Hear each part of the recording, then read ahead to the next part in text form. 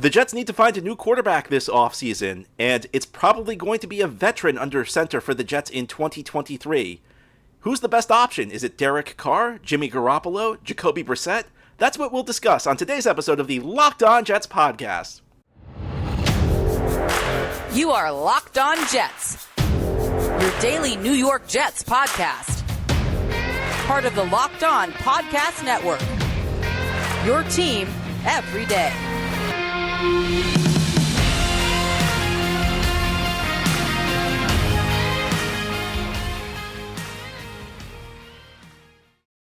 Welcome, this is the Locked On Jets podcast, part of the Locked On Podcast Network, your team every day. It's Friday, January 20th, 2023, and I'm your host, John B. from GanggreenNation.com, thanking you for making the show your first listen or first watch every day. This podcast is free and available on all platforms, including YouTube. If you like what you see or hear, hit the subscribe button where you are watching or listening so that you'll never miss an episode.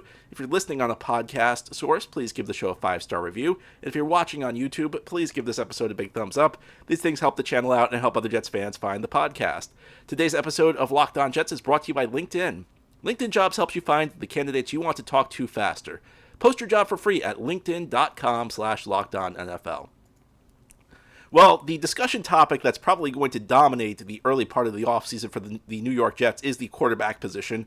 Of course, they also have an offensive coordinator to hire, but I think that most of the focus is going to be on what the Jets do at quarterback, because if you followed the team this year, and if you followed the team the last 2 years, you saw that Zach Wilson really did not develop at the pace the Jets were hoping he would, and it would be very difficult to begin the 2023 season with Wilson as the starting quarterback. We are likely entering this season with Robert Saleh and Joe Douglas on the hot seat in some form or another, so it also seems unlikely that they would want to risk their jobs, or at least put the fate of their jobs in another rookie quarterback. This means that the Jets are probably going to look at veteran options this offseason, and there should be a number of veterans available potentially. Now, yesterday, the Baltimore Ravens in the press conference said that they are keeping Lamar Jackson. They sounded adamant about that. Jackson is set to become a free agent, but Baltimore can use the franchise tag on him if they cannot reach a long-term deal. And in a situation like that, usually what happens is the player agrees to a long-term deal. The player usually stays with the team. There are occasions where the player moves on, but it sounds like Lamar Jackson's not going anywhere, at least for right now. And I mean, I think he'd clearly be the best option if he became available, and the Jets should be willing to make a big offer to get him, but it's not very realistic. And I hear some other big names thrown out there. I mean, I've heard Aaron Rodgers discussed as a potential candidate, which there'd be a lot of symmetry because you may remember at the end of his Packers career, Brett Favre was disgruntled with the Packers, and the Jets worked out a trade to bring Favre to New York.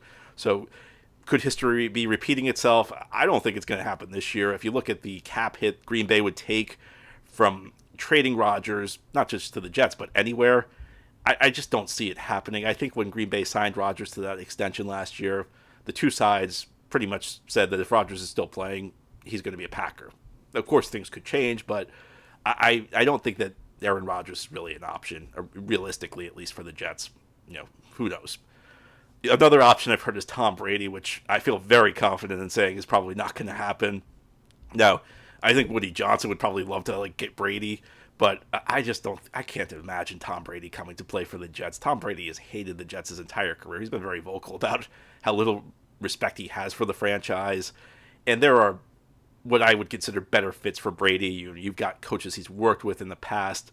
Josh McDaniels with the Raiders, one obvious example out there. I cannot envision Tom Brady coming to the Jets. I think Brady would maybe come to the Jets if they were the last team in the NFL and the only one offering him a contract. So I want to get those names out of the way because I don't think that they're very realistic. And to varying degrees, they might be the most attractive option out there. Although Brady at 46, I'm not sure it would be. Rodgers and Jackson would be relatively attractive options. I think in Jackson's case, certainly a very attractive option. Rodgers showed some signs of decline this past year. How much of it was the thumb, we don't really know. But all of this is not worth discussing at this point. Until there's actual news that this is a possibility, I'm going to assume it's not a possibility. So what should the Jets do at quarterback this offseason? Well, I think there's some degree of irony that the Jets are probably looking at a veteran this offseason because for over a decade, the Jets have brought in young quarterbacks and, for the most part, put them into completely hopeless situations that would be better for a veteran quarterback who has more experience and knows how to navigate less than ideal circumstances. Now the Jets actually have a pretty decent roster. They got a great defense. They've got some skill players, maybe not the greatest skill group in the league, but a credible skill group. Two legitimate young difference makers. This on paper should be a team that could actually support a young quarterback, but I don't think the Jets are going to go in that direction. The Jets, just because I think the Jets should go in a direction, that doesn't always mean they're going to go in that direction. So my focus right now is really on veteran quarterbacks. And if we're assuming Lamar Jackson's out, to me, the option, who's the top guy, would be Derek Carr, who pretty clearly is going to leave the Raiders. There just is a lot of disconnect between him and Josh McDaniels. In fact, they've even kind of tacitly admitted that. I think they've even more than tacitly admitted it. I think they've pretty much said Carr is moving on this offseason. Whether some team's able to work out a trade for him or whether he's going to just be cut and become a free agent is not really known at this point.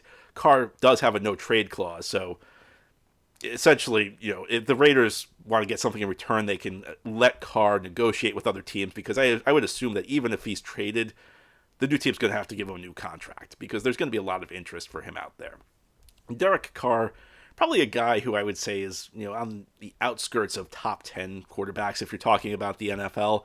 Now, did not have a great season this year, but still a credible play. Still would be a big upgrade for the New York Jets. And why do I think Derek Carr would be a good fit? Well, I've said this the last couple of years. It's kind of how I've come to feel about the quarterback position in this league. You never want to feel like you're desperate to draft a quarterback, because I think when you look at Jets' recent draft picks, whether it was Mark Sanchez in 2009, whether it was Sam Darnold in 2018, whether it was Zach Wilson in 2021, the Jets were in a position where I think they felt like they had to take a quarterback. So instead of waiting for the prospect you think is perfect, you kind of take the guy that's there because you need to find some sort of answer at the quarterback position. And I think you want to have a floor of stability. And if you look at what the Kansas City Chiefs did back in 2013, that was a year they actually held the number one overall pick, and Andy Reid was just hired. So, usually if you have the number one overall pick and a new coach, that's a situation where you're going to take the quarterback. Well, instead what the Chiefs did was they traded a couple of second-round picks to the San Francisco 49ers for Alex Smith. And Smith was a good quarterback for them. They understood that, they probably were going to have a tough time winning the Super Bowl with Smith, but they could win division titles with him. They could make the playoffs with him. And Smith gave you multiple years of stability that allowed you to wait for the right quarterback to come. And when that quarterback came in Patrick Mahomes, they traded up for him, and they were even able to sit Mahomes for a year because they felt like he wasn't ready, and Smith gave them really good play that in Mahomes' rookie season. I think that if we're talking about finding the long-term answer for the Jets, you're not always in a position to draft a quarterback who's going to turn into your franchise savior every year. Sometimes you just don't have a pick that's high enough. Sometimes there's just no quarterback who's good enough. So you want to have stability. And I think Derek Carr would be a guy who could provide the Jets with stability. Another thing that's good about Derek Carr is that even if you draft a guy, he may not be ready to play, and sometimes an injury forces that guy into the lineup. Sometimes your starter gets hurt. Even if you have a veteran starter to kind of keep the young guy on the bench, the starter may get hurt and the young guy has to go in. Derek Carr almost never misses a game, so you've got durability there, and you've got a floor at the quarterback position.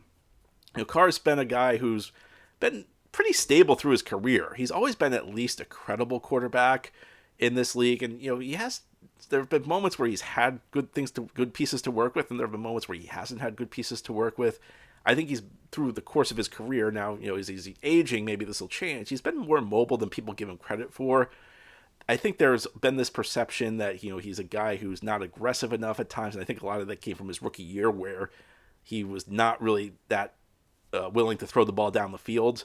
But he's, if you look through his statistics, there have been a number of years where he's been near the top of the NFL as far as deep passing goes. Now, again, there's a limit to what you can expect from Derek Carr.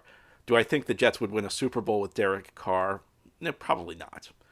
Do I think the Jets could make the playoffs with Derek Carr? Yeah, I do, if things went right. And listen, there are always scenarios where you make a move like this and it does not work out. And it is worth noting that Carr, I thought, had a bit of a disappointing 2022 season, which is part of the reason I think the Raiders are looking to move on. Not the only reason, but part of the reason.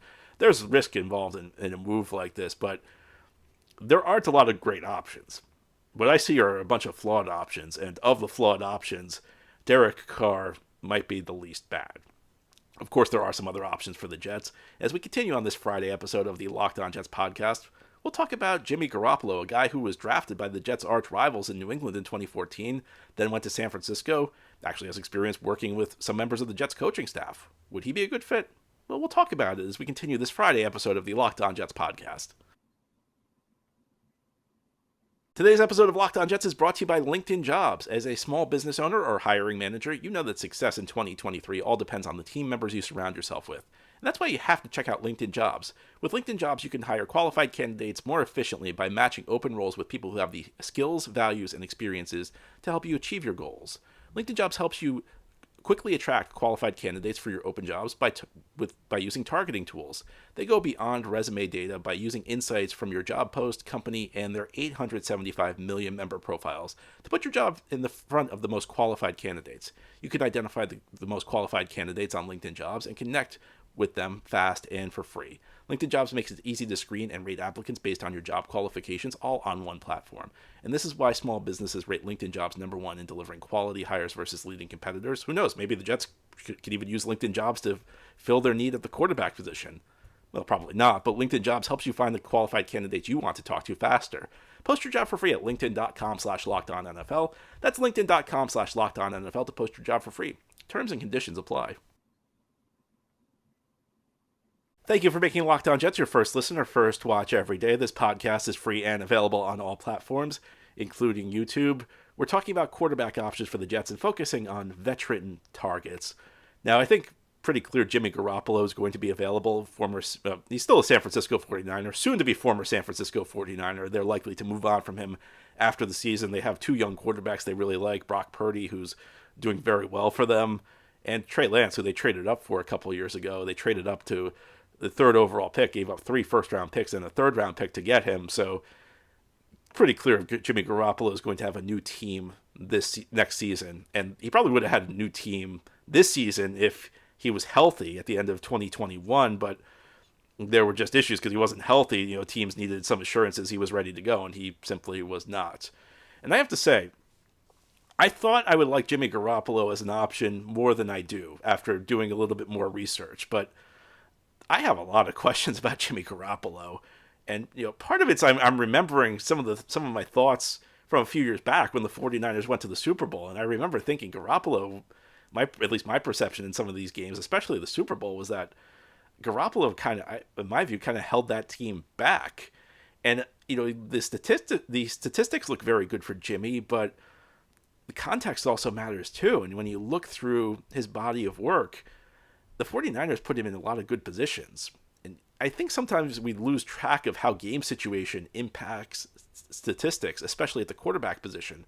There are more interceptions thrown when you're behind than when you're ahead. There's this perception that you lose games because of interceptions, but while that's true in some cases, I think it's true in more cases that you throw interceptions because you're losing, because you feel more pressure to make a big play. You try and fit a ball into a window that's not there. You're just kind of pressing. And the 49ers did a great job of keeping Jimmy out of bad situations. A lot of attention is going to be paid to all of the skill players Jimmy had around him in the offensive line. And we'll get to the supporting cast in a minute because I do think that's another question.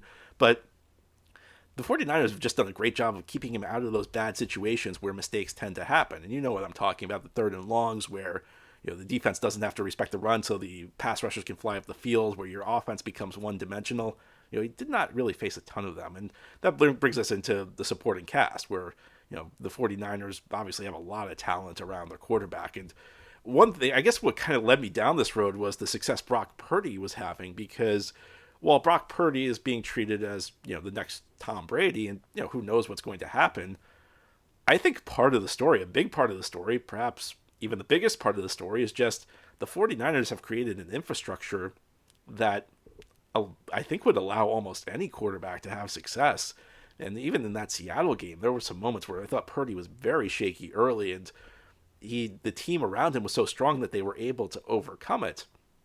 And just looking at all of these guys that the 49ers have, where you're talking about Deebo Samuel and George Kittle and Brandon Ayuk and Christian McCaffrey and Kyle Juszczyk, it's a really incredible supporting cast, along with the offensive line and a really good scheme. So And I'm looking at this 49ers offense, and it's almost running better without Jimmy in there. And I really wonder where this thing ends up if you're not putting Jimmy into an ideal situation. And the only sample size we really have for Garoppolo outside of San Francisco are 2 games he played with New England. In New England, it was the year Tom Brady was suspended, and Garoppolo was really good in those games that he started in place of Brady in New England, but that was also a pretty good New England team, too. That was a team with a lot of talent on the offensive side of the ball. And while the Jets, I don't think, have bad offensive talent necessarily, it's not the ideal situation. And another factor in this is I feel like Garoppolo would make a lot more sense in a world where Mike LaFleur is still the offensive coordinator, because Jets are running a similar system to what San Francisco ran. Now, of course, it's entirely possible the Jets hire a coach with a similar system to LaFleur, but if you're bringing in Jimmy, I think you want the offensive system to be similar, because if you're asking him to learn a new, I mean, he's a veteran quarterback. He should be able to learn a new system, and he's learned a new system twice in his career. But I think it would be a weird fit to, fire LaFleur and bring Jimmy in. And finally, I think you have to talk about the injuries. I mean, listen, sometimes injury prone is not a fair thing to label a player, but Jimmy Garoppolo's had a lot of trouble staying healthy in his career. He's been, even those games with New England, he got injured. He was supposed to start the first 4 games, and he only started a couple because the Patriots had, because he got injured. And that's been the case through his career. He's had trouble staying healthy in San Francisco. Some of it's not his fault. He suffered a knee injury in 2018, but still a guy who's really had a tough time staying on the field. So, I go back on this, and do I think Jimmy Garoppolo would be an upgrade? Well, yeah, of course he would. I think, it's pretty clear that he would. But when we're talking about the amount of money the Jets would have to pay, and my guess, and it could be wrong, but I think when you look at the teams that need a quarterback, when you look at the alternatives out there, I think a deal for Garoppolo could easily be in excess of $30 million, if not more. And it's not that he's worth it. It's more of a supply-demand thing. And for what you're getting, I think that there are an awful lot of questions. And that's why, maybe at the beginning of this offseason, I was thinking maybe leaning a little bit more towards Garoppolo than Derek Carr. But after looking at all the arguments for both players, I think Carr would be a better option. Now, as I mentioned, Garoppolo started a couple games in New England in 2016. Then he got injured. Well, there was another young quarterback who stepped into the lineup in place of the injured Garoppolo with Tom Brady suspended, and that was Jacoby Brissett. Brissett went on. He played with the Colts. He's played with the Dolphins. Spent this year with Cleveland. And he could be another option for the Jets if they're willing to maybe go with a little cheaper route and try and fill in the supporting cast around him. And as we continue this Friday episode of the Locked On Jets podcast, we'll talk about what a Jacoby Brissett option might entail. This episode of Locked On Jets is brought to you by Built Bar. Built Bar is the best tasting protein bar on the market. These bars are absolutely delicious. They're covered in 100% real chocolate. We just got through the holidays, and if you want to eat a little bit healthier this year, you've got to try Built Bar, because healthy is actually tasty with Built Bars. They are so delicious that you will not think they're good for you.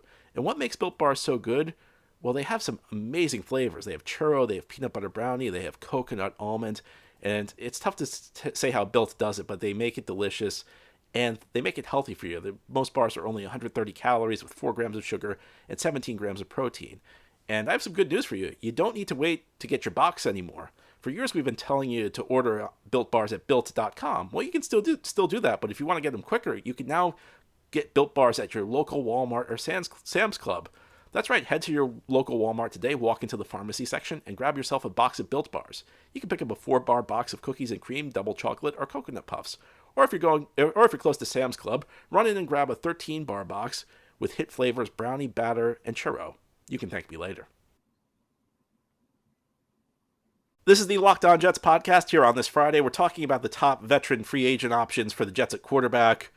And listen, if you need to get a veteran quarterback in free agency, you're going to have a tough time, because the great quarterbacks in this league, they don't hit the market. Their teams keep them. So the Jets, are looking this year for somebody. Derek Carr is probably above the level of play you can expect from a free agent quarterback, so maybe the Jets are a little bit lucky in that standpoint. I think even Jimmy Garoppolo is probably better than the typical quarterback you can expect to hit free agency. Jacoby Brissett is not. Jacoby Brissett, I think, is like the example of what you typically get in a free agent quarterback. And that's a guy who is a high-end backup. You can get through a couple games with Brissett, but you're going to struggle over the long haul unless you put like a great team around him. Maybe you can get by if you put the right pieces around him, but it's tough, and you know he's not the long-term solution for your football team. And I think Brissett's probably the fallback option because while the Jets, I think, are going to be very aggressive in trying to find one of the top-tier options, whether it's Carr, whether it's Garoppolo, whether they try and get both and see which one they can get, there's no guarantee they're going to land either one. So they would have to have a fallback plan. I think of the fallback plans, Brissett's the best one. I mean, I think he's better than Gardner Minshew. In fact, I'd even say if the Jets go out and get Gardner Minshew as their starting quarterback, we might as well begin doing podcast episodes about coaching and GM candidates for next year because everybody's getting fired if Gardner Minshew is the quarterback next year. And I feel only slightly more confident about Jacoby Brissett, if I'm going to be honest with you, but he gives you enough play. You know, he knows where to go with the ball. He generally, I think, limits his mistakes pretty well. And I think like there's a pathway where you could make it work because first of all, Brissett's not going to cost a ton of money. So I think either Carr or Garoppolo is going to cost an awful lot of money. So I think there's a plan B where you strike out on the top guys and maybe you get Brissett for a much lower rate and you can spread the savings around. I think what the Jets would need to do is they need to go out and be very aggressive. I think it would probably it might have to be in the trade market, but they'd have to go out and get a top tier receiver. It's going to be difficult because last year there were so many top tier receivers that moved to teams. It began with Amari Cooper right before free agency, and I think it ended in the draft with A.J. Brown, and along the way, Tyreek Hill got traded.